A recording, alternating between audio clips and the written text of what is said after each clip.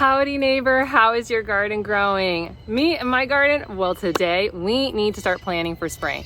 We have talked in our spring garden guide about all the things you could be doing, but this is the video about where we try to figure out what we're actually gonna do. We're gonna narrow down those options. We're gonna talk about, what do you do with this? What do you do with all the flowers up front? What should you be thinking about doing and taking it more practical? So if you need some help with figuring out how to take all these ideas and pare it down into like an actual plan, this is gonna be the video for you. Hopefully you've got your pen, your paper, your notebook, or your Wild Floridian Garden Planner ready, but let's get started in our spring plan.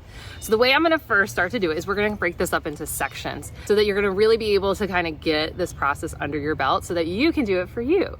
And the first thing we're gonna address first is what I call the North Vegetable Garden. Why does it call the North Vegetable Garden? Well, it's pretty straightforward. It's a vegetable garden and it's on the north side of my house. And if you have a better name for it, I would love to hear it because I'm really bad at naming things. So let me take you and flip you around so we can kind of talk through how we're gonna like tackle this space. Okay, so the first thing I'm gonna look for as I build my plan is, what do I need to harvest? There's some big opportunity areas right now, but first we're gonna focus on harvest because that's the things we want to have happening. And first up, I need to harvest these green onions. They look great, but they're definitely at the point where if you see these flopping leaves, let's get those. Let's take those out. Let's harvest them. Now, I won't totally remove them. I'm gonna leave them in the ground, but they're gonna go on the list as harvest green onions. Next thing I need to be considering that I'm gonna be harvesting at this time of year, it's in the corners, it's hidden right now, and it's gonna continue to be my kale. I have been harvesting leaves, but what's gonna be great at this time of year is something else is gonna get removed. So it's gonna create a lot more space for me to be harvesting kale leaves. I'm also gonna be harvesting right down below, we got beet leaves, so we can continue to harvest those throughout the spring season. And just to be clear, as we're talking through this plan, I'm really thinking through 3 months. Well, I mean, technically across is 4 months because it starts at the end of March, like March 21st, and then it goes all the way to like June 20th. But to make things simple, we're just gonna mean like April, May, and June. So I'm thinking through the game plan for all those things.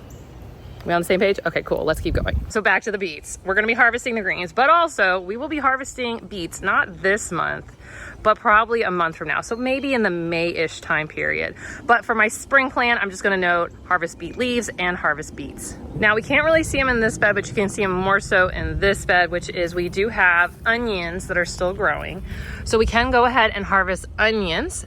Now these ones got a lot more space than like that bed. So they probably still have a chance to bulb up. And typically these ones I would be harvesting probably late April or May. They're not gonna get nice big size bulbs because I seeded these ways too late in the season. That's okay, hurricanes happen. And here we still have beet greens. They're gonna keep going and it'll be kind of the same thing. Now, because my 4 perimeter beds basically have the same stuff in all 4 beds, there's not really anything different. But if your beds were like, let's say you have multiple beds or you have multiple spaces, you kind of take that same approach. First thing through, if it's a vegetable, what are we harvesting first before we get into some of these other pieces? And the reason is we want to think about what we need to do to maintain what's going to go through the season. And when it comes to some of these longer cold weather crops like beets, onions, and then you'll see up front carrots, it's going to be about harvesting and maybe using leaves for different things. So like beet leaves I use in smoothies, onion greens we use in green onion soup, which would be green onions. And like you could of course use carrot leaves in things like your stocks and of course like pestos. So some things to think about while you go through the season if they're still in your beds.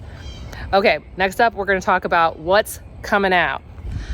So my garden, I've been having a lot of fun letting all my broccolis and all my lettuces bolt, but here we are at the very tail end, no, actually the beginning of spring. And these have to make the choice. Am I letting them seed or am I taking them out and replacing them with something else? And the answer is I'm going to replace them. To me, it's not valuable enough to keep the space being held up by these really large plants. You can see, not on this one, what's a good example? Oh, here we go. So this broccoli has already finished flowering from its bolting and now it's going into the seeding process. And if you want to save money or get seeds that you feel like work really well in your garden, you could keep it and then go ahead and harvest the seeds. For me, I am not going to do that with my space. Though this one's getting really close, so maybe I will do it with this one. But ideally, you would try to pick the one that you thought was like the best asbestos looking, broccoli, lettuce, or whatever, so that you could take its seeds. Now, for me, I'm just letting them go through the flowers because I love the flowers and I'm a flower girly and I just think this is so pretty. I mean, that's the short answer. So basically in the next couple weeks, I'm gonna be starting to take all these broccolis and lettuces out, which means there's gonna be a lot of space. So in my planner, I'm gonna be noting that besides doing those harvests, I also need to remove lettuce, remove broccoli, and that's it, I gotta remove them. So make sure you know anything that you need to take out, whether it's gonna be at the early end of spring, late, mid, or you're just gonna kind of watch it through the season, but it's coming out. And you're gonna find that pretty much if you have any cold weather crops at this time of year, they're coming out at some point in the spring. Even kind of our longer, what I call kind of like those middle ground cold crops, your onions, your beets, those things can kind of go further in the season like than your brassicas, but like they're gonna go soon in the springtime. But that then begs the question, what are you gonna replace it with? Now, because for spring, from north to South Florida, I mean, it's all about the hot weather crops, baby. It's all about the hot weather crops. It ain't gonna be about warm weather crops. Though you could get away with some transplants at this time of year. Maybe you could get away, I would say peppers. If I was gonna pick transplants from warm weather crops, it would be kind of those peppers that can go back and forth. Personally, I had thought about doing peppers back here, but honestly, I was on a members monthly meetup and Roberta, she sold me again on okra. It's been a year or two since I've grown okra and I think I'm gonna put okra back in here. And not just that, I'm also gonna put in some roselle back here. I was gonna do it up front again, but you know what? I have so much space back here and I don't need to fill it with as many peppers as I did last year. I have some other spaces I could do peppers in. So I think what I'm gonna do here is I'm gonna take the space and I'm gonna do like an okra or an okra and a roselle, but basically at least half of the space, basically one per, I'm gonna put in a roselle or an okra. And the cool thing is I already started some roselles because I thought I was gonna put them up front. That's these guys right here. And those are cranberry hibiscuses. But I honestly was like, this is probably a better spot. They will like the full intense sun and the long sunny days that they're gonna get back here better than they're gonna like up front. So I think what I'm gonna do is I'm gonna do this right here. Now, when it comes to spacing, especially if you have the Wild Floridian garden planner, there is spacing indicators. One of the mistakes I made last year, even though I knew, I just, you know, I'm a boundary pusher sometimes, and I crowded my roselles a little bit too close. They still grew, they still produced a lot, they just fell over really fast during any windstorm, even before the hurricanes. So what I thought to myself, when you plant your roselles this year, you need to plant them when there's more space. And because they want like 3 feet, and that's like a lot of space, I thought, why not here? Why not here? So I think what I'm gonna do this year is I'm gonna have all this open space back here. And I'll have like things like beets finishing off that could probably like some bushier, shrubbier plants.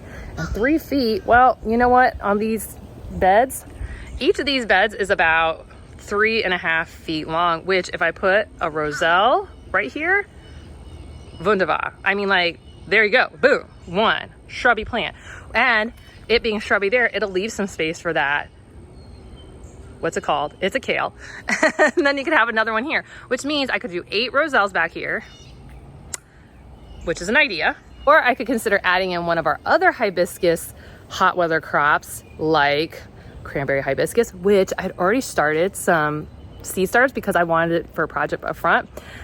I'm going to probably still put them up front because I want them more like landscape plants and I don't really necessarily want to eat salads from them. But I don't know. I'm debating.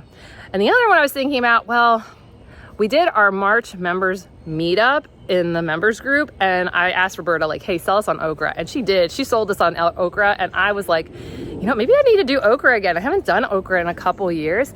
And what the thing about up front is I don't walk through up front as much anymore as I do back here. Back here, I'm out here multiple times a day because at a minimum, just to let the dogs out. But I thought, you know, one of my favorite things is when it's ridiculously hot out is to have little snacking okras. And this could be the spot for it. So I'm thinking okra too.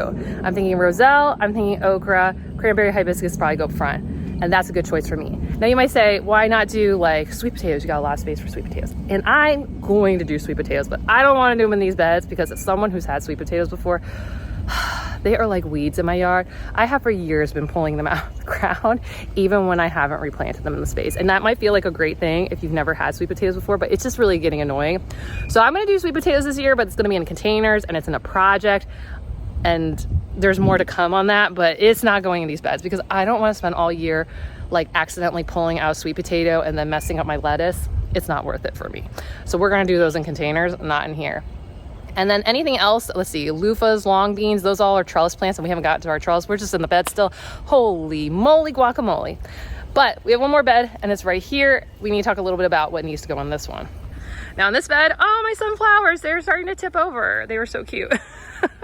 Now I have some space, and what I was thinking of doing back here is actually just maybe if I want to do peppers back in the back, which maybe I do. I haven't finalized this, but maybe I'll go put 1, 2, 3, 4 peppers in right back here, just so I can have a pepper harvest, because the green onions, they're not gonna be as happy. You can see with the heat and the sun intensity increasing, you see these right here, this is the green onion starting to bolt, which we can extend their life if we can get them a little bit more shade, and we can like prune them. If I prune them and I get them some more shade, which the sunflowers would be their shade if they weren't flopping over, that needs to also go on the list. I need some stakes for these guys to get them up. We need to do it. We need some stakes. Like, these are supposed to be mammoth sunflowers, and if these keep growing this way, it's gonna be like 12 feet out there. That's not cute. They need to be in here. So I'm thinking we might go ahead and just buy, where the okra I'll seed or roselle I'll seed, these guys, this has gotta be something else in here, and stakes for sure. Now, we're also in spring, which means we've already gone through fall, which we didn't really do as much in fall because hurricanes. So we really only got restarted at the end of fall, but the reality is that I have not put any nutrition back into these beds since I planted everything. So everybody needs some nutrition. Now, the good thing is all those hibiscus plants aren't huge nutrition suckers, and because they tend to put deeper roots, they will grab nutrition that's deeper in the beds versus like your lettuce, it's only doing like 6 inches. Your hibiscuses and stuff, like, and by hibiscus, I mean okras, cranberries, and roselles, those are gonna go much deeper into the ground, which is a good thing because they'll survive the winds and the storms of the summer, but also means they'll use some of the deeper nutrition that might not have been accessed by a bunch of our other plants. So we should put kind of a topping on here. Yeah, we'll top off that. So that's kind of, I think, the final thing for what I call the North Vegetable Garden. But next we got to go to the trellis and talk about that one. All right, here's our North trellis area. I love this trellis. I love my 4th of July tomatoes. They are doing so good. They are, I mean, look at this. So first off, what's going on our list is we're going to be harvesting tomatoes, actually probably later today, because boom. But these guys, they are needing to get up higher. We need to get some tomato cages. I'm making something happen with pepper cages, but I've got a store run in my near future anyways, and I need to get these guys up and off the ground. Now, I wanted to show you guys this because if you saw some of my videos last year, my tomatoes back here didn't look as happy, and that is not unusual for your first year of growing. You can do a lot of amending to try to get things kind of started, get some biotones, and I don't know what the long list is. There's other people who are much better at that stuff. I'm a girly who likes to just put lots of mulch and let nature do its thing and like getting everything going. And then I'll add some like natural mulches. Like last year I spent a lot of time taking the insane amount of leaves that were growing and vines that were growing up front with my tomatoes and using as a natural mulch to start just really enriching the soil, but also getting some of my critters in the ground happy and fed so that this could be better. And guess what? Here we are, year 2 with this trellis. We're better. It's working now. So when it comes to spring, there'll be a little bit of pruning. I need to still get some of these leaves a little bit higher off the ground. And you can see this side's a little bit shorter because my flowers are shading this side out, but I think that's gonna start to catch up soon. But I do need to get tomato cages. I do need to prune a little bit out of the bottom. And here's the crazy thing you guys might not realize is I've looked back at my notes and my videos from past year, and usually tomatoes are done come mid-late June where I live. So do not be surprised if some of your warm weather crops like eggplants and tomatoes specifically are done in June. That wouldn't be surprising at all. So I'm gonna put on there for pruning tomatoes, harvesting tomatoes, and I'm gonna put a tentative question mark in my planner on removing tomatoes in June. Now, I don't know if I'm gonna replace it with anything after that, because I'm gonna tell you guys, if this is gonna be tomatoes in the fall, like, we don't really have that much time for anything else to grow in here. So I don't know that I'm gonna put anything else in here. It might just be remove and just like use cuttings of stuff to just kind of like really refresh the soil, and it might be really about that. So I think that's gonna be it for this trellis, but I'm also gonna kind of take us back in this area because I consider this kind of part of the north trellis. And what do we have behind us but a mulberry that is not only blooming, it is fruiting, and its fruit is definitely gonna be ready early in spring. So usually I have a video where I show how a pruning technique that can really encourage your plant to do about quadruple the amount of harvest within 45 days. And here's the thing, we're gonna get the harvest. This put on, let's see, leaves and fruit about 4 weeks ago. So I expect that what we're gonna do is in the next few weeks, we're gonna have a harvest. So on my list is I'm gonna be harvesting my mulberry. To encourage another round of growth, I'm going to do a prune. So that will also go on my list. And then we might get a second harvest in the season, but I'm not really sure about that. Also for this space, I'm gonna be adding and propagating a couple more plants back here. Those who've been in my membership have been hearing me talk about this. This space over here, you guys don't really hear me talk about anymore. It's just not very functional for me anymore because it's just very tight. The mulberry trees have gotten bigger and bigger. The banana has gotten bigger and bigger, and therefore they are very big, and there's not very much space to maneuver around to go and harvest, and that just is not working.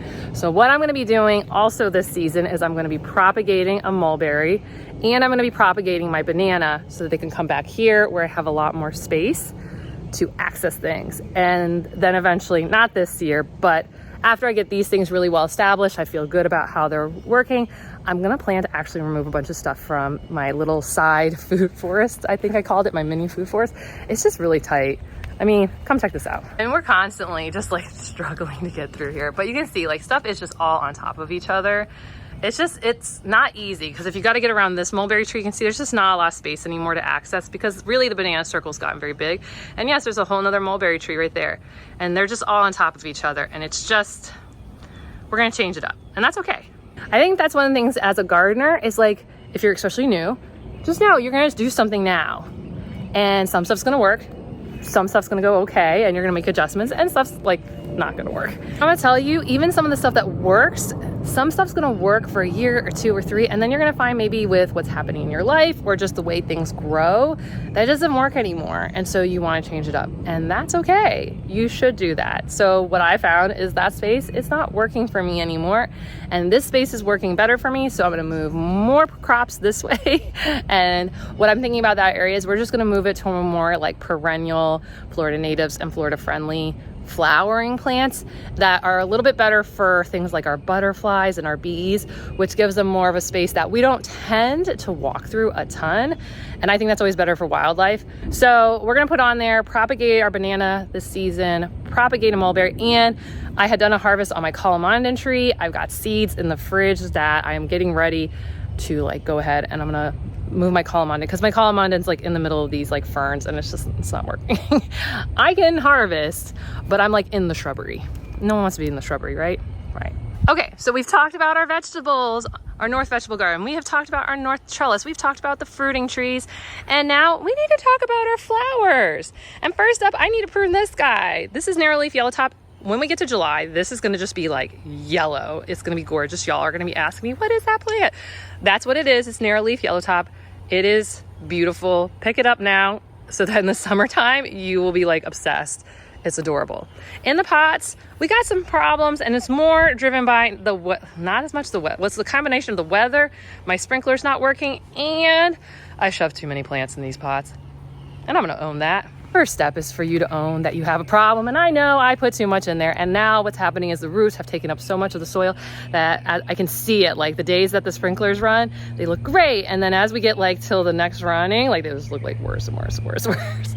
Whose fault is that? That's my fault. Now I could hand water everything, but I need to work on like what my water situation is back here, because look, we don't need to get into all that today, but let's just note, probably over the summertime when there's like a big seed resetting and I get past some of these spring projects, I will be working on my hose situation down back here, okay? That's just what you need to know. But when it comes to these pots, I just put a little too much in. So what we do need to do is we need to prune up our little beach verbena. It's doing a great job draping. That's one of the things we talked about is like what can be your spiller. And I feel like this has done a lovely job. I feel like that Dusty Miller did a lovely job. But I do feel like we need to kind of pull some things out because it's just a little bit too much for these pots. And I'm thinking, you know, the violas, well, let's be real, this pansy, it's bouncing back from my sprinkler incident the other day, but the reality is, like, look how tiny this pot is, and there is pink flowers, yellow flowers, blue flowers, and maybe that's a fourth one, but there's at least 3 different plants in here, and that is not enough space for them long term. So they're just getting really stressed out. Over here is kind of a similar situation. I think these violas are about done. And I don't know, we could, the wax begonias, I just think they're just too much in there. And what I was thinking is I could remove everything but like the Dusty Millers and maybe put one cool thing here. I think back here we could pull, I don't know, I think the blue-eyed grass is just a little sad. And it's not a location problem because I'm gonna tell you right here, that's blue-eyed grass in my lawn. It was blooming the other day right before it got moved. So it's there and it's super happy. And by comparison, that is not happy. So, I don't know. We'll think about this. Maybe we'll redo this a little bit. But you know, here's the cool thing I've been thinking about is I'm now going to be doing a flower video every single month. We're going to put together a pot or a space or something every single month because I love flowers and I want more of them in my life. So on my list of things to do in this back garden is we are going to have an April pot, a May pot, and a June pot. That sounds really weird, but like, you get what I'm saying. There's going to be a container of some sort. There's going to be flowers in it. It's going to be exciting. Now over here, these non-native coreopsis look really pretty, which really has me excited to do a pot with native coreopsis in it back here because that's like my favorite. And so this, I'm not really going to do anything with this right now. It just looks cute. Hooray. But we can put our May, June, April pots here and have lots more flowers. But I think what I'll have to take my lesson is like maybe a little bit less. But let's be real, it's probably not going to happen. I'm still going to shove too many plants in there. I know, which is why I'm increasing the amount of flower videos, so I maybe can pull back slightly on how much I put in a singular pot. Can we take a moment and just enjoy that? Isn't that pretty? Ugh, the flowers, the native flowers, the Florida friendly flowers, they're so pretty. If you're wondering to add to your list, Privet Senna, tropical sage. Okay, now let's head to my south vegetable garden, AKA I call it the triple bed. And that's what it is. So first up, let's talk about this bed. This bed looks amazing, but it's not going to. With the heating up, these cabbages will so bolt on me. So as soon as possible, I am harvesting all these guys, which leads to the very big question of what's going in this bed? And this is where I was thinking peppers. And here's the reason I feel like I can sneak away with this is the same reason as like these cabbages, why haven't they bolted yet? But your broccoli bolted weeks ago. And it has to do with the fact that there is more shade created by lots of large, okay, well, not as much this one yet, but it will be. But lots of large trees like those are creating shade for the space. So it does not get as many hours, which sometimes is a real troublesome thing, but at this time of year can be a beneficial thing. And I think what we need to do is maybe peppers. Either peppers are going in the back or they're coming up here. I'm debating, but peppers. I think maybe, I still think maybe I need to do them in the back. Now, you may wonder, why do you put certain things in the front? Why do you put certain things in the front back? And how may that apply to you? So one, I just mentioned there's a lot more trees up here. So I could kind of stretch certain plants a little bit longer sometimes. Now, that space, I've tried peppers there. It didn't go as well. So I could try peppers here. We do need peppers. I grew a ton last year. But here's the thing, I'm gonna dump a lot of the peppers that I can because, long story short, hurricanes happened, people's houses flooded all around my area, and there was no white wine vinegar. So I used apple cider vinegar to can, and those peppers just do not taste good. They don't. Where I could have actually potentially skipped this year with peppers from like a pickling standpoint, I'm not going to because I need to replace the cans that have apple cider vinegar. Not all of my cans do, but there is a portion that's from that time period that, yeah, no good at all. So peppers, maybe. maybe. I don't know. I'd love to hear your ideas. As of right now, peppers is what's going in there. I think I could get away with pink. No, I could not this time of year. We're way too late. I'm a little crazy at this time of year. It becomes like your timing, your succession planting. Well, whatever. So maybe that one. The other thing is, okay, next bed, this is strawberries. So there's going to continue to be strawberry harvest. You can't tell because there's an Everglades tomato that's gone nutty up here. But there are strawberry plants, and this bed needs to be weeded so bad. And the other thing I need to do is I would like to add a couple more strawberry plants to help suppress weeds more than anything at this point of year. Though these guys, they look great. And this one has been producing, and I've been snagging my strawberries off of it, but now it's just getting crowded out. Okay, so we need to weed this bed. We're gonna harvest strawberries. And honestly, strawberries are just gonna stay here for the year. That's what they'll do. What'll be good is as we get hotter and hotter and more sunny is this tree will fill in, and this tree will definitely fill in over the summertime and will provide a lot more shade for this area, which will be great. I don't need them to produce over the summertime. I just need them to survive. This bed is all about the carrots, and the carrots will definitely be harvested probably come May. I can do some harvesting of greens. I can come get some of my green onions that are still in here out of there. And then we're at May at that point. I don't know that I'm gonna flip it to anything else. The big thing is I want to do weed suppression and re-enrichment of the soil at the tail end. I don't know. I could do more stuff, but sometimes give yourself a break. That is one of the challenging things in Florida is we don't technically ever have a break. There's no forced break.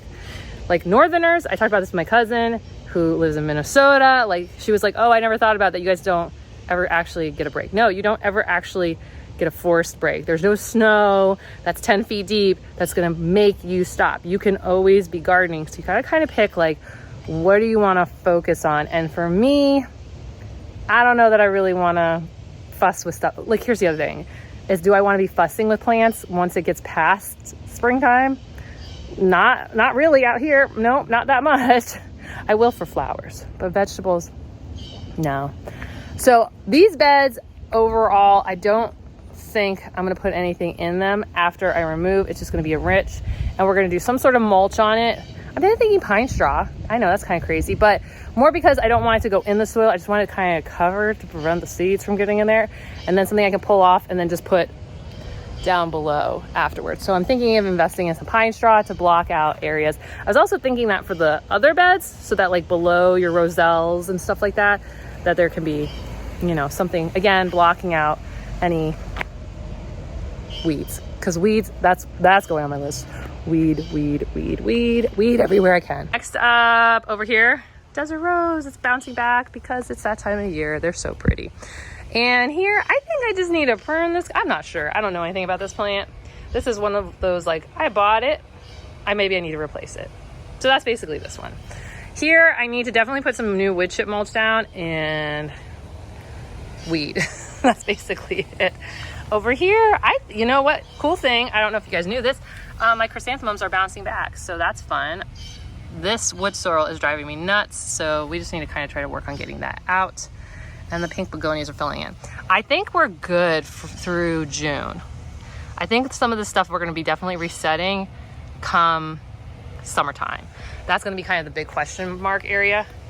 Though the petunias, I think we're kind of coming to the end. So I do, especially the white ones, I do think that these are probably coming to the end of their life and I need to replace them with something. So I will put that as a question mark.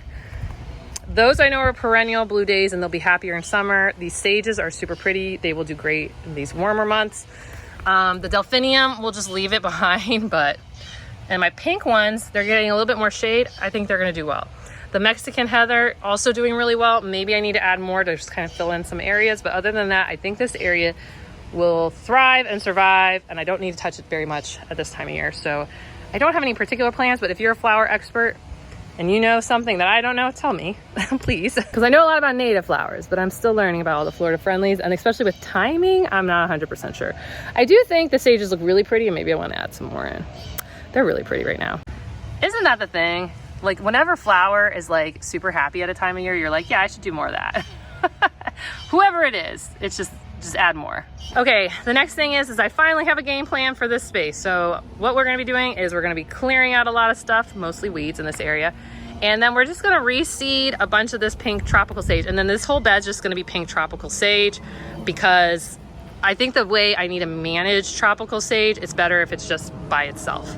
So with tropical sage, it seems to be doing really well where it gets tall, and then I've been testing this in the pot in the back, is then I just hard prune it and it can continue to fill in and block out all this other random junk that keeps trying to, there's not a lot of random junk. This is blue curls, this is very pretty, but we'll just have all pink sage, and then that way I don't have to worry about it crowding out other things, and it'll just be pink, and then you got that yellow, the privets in it, and it's gonna look cute. On the back side here is a tea bush that should have been planted 7,000 years ago. I'm thinking I'm just gonna put it like right here. And I'm just gonna, and then it's gonna go big, and it's gonna look great. Oh, my yard smells so minty. This is brown savory. Remember up front, have that in a bed? That's this, and it's getting mowed, and it looks cute, and it smells like mint as I step around, so that's fun. Okay, now we're over to south trellises. What are we doing over here? Well, over here we've got tomatoes. We had some struggles with tomatoes up front, and lessons were learned. But tomatoes, same as up in the back, we're just gonna be harvesting, pruning. You can see this is why I ended up with so many cuttings last year for the back garden, is because they get huge like this. These were all seeded around the same time, and they just go crazy up here. I have really rich soil that I've built through the years, and that's just going, like, it's just doing its thing. So the game plan for here is just let the tomatoes grow, let them harvest, then we'll remove them sometime in June, and that's it. Some of this area is just gonna be what it's gonna be, and that's fine. This bed, I need to do Puerto Rican black beans for the summertime, and so I just need to start working on seeding those. Ooh, excuse me. I just need to work on seeding those, transplanting those. There is one tomato left. Right there. And then we'll just put Puerto Rican black beans. This will cover over the summer, and that'll be that bed. Here, I got no ideas. This was gonna be roselle, but I wanna give it the sunnier location in the back garden because, like I said, this front area doesn't get quite as much sun. So I'm thinking what I'm gonna do is put a tarp over this to get rid of as many weeds as possible in here. And then I'm stumped. I don't know what I wanna put in here. I mean, let's be real. I do know what I want to put in there. I wanna put more flowers in. Should I do flowers in there? I think that's what I want to do. Originally I was gonna do roselle. Oh, I know what I was gonna do. I thought of this the other night. You know what I'm gonna do? And I need it. So I'm gonna cover it, and then we're gonna take some Seminole pumpkins. I have Seminole pumpkin seeds inside that I saved, and boom, they're gonna go in here, and this can be the starting spot for my Seminole pumpkins to run around this area. That's what I was gonna do. I totally forgot about that. So that's going on the plan. This is the space that my cranberry hibiscus is gonna go. Hibiscus. This is where they're gonna go. So imagine you're gonna have those nice red leaves. That right there is a goldenrod. So you can see a stalk from last year. And there's more kind of growing in there. They're gonna keep growing and filling in. So I think the yellows that will come later in the summer, plus the reds that will be there, it's gonna be super pretty. That space is done. This bed is all about just weeding and getting the other stuff out of there. I think it has enough stuff for springtime with the ageratum, the blue-eyed grass. I just need to pull back a lot of this brown savory. You can actually see it's filling in. This area is now mostly frog fruit, brown savory, and a few other weeds. The other weeds are slowly getting killed, and brown savory and frog fruit I think are gonna end up being the final winners, hopefully. So I really just need to pull it back, because it's just trying to crowd out everything, and I need to get all this Biden's alba out, and so that the flowers that I have can continue to look cute. The yarrow is starting to get ready to bloom.